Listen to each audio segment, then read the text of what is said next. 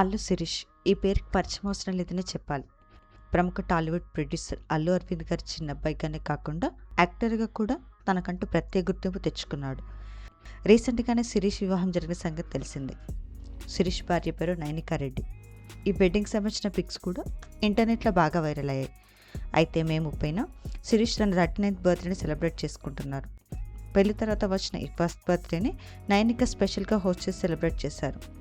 ఈ సెలబ్రేషన్కి సంబంధించిన కొన్ని ఫొటోస్ బయటకు వచ్చాయి. ఈ పిక్ చూసిన వారంతా శిరీష్కి బర్త్డే విషెస్ తెలియజేస్తూ కమెంట్స్ పెడుతున్నారు. ఆ బ్యూటిఫుల్ ఫొటోస్ని మనం ఈ వీడియోలో చూసేద్దాం.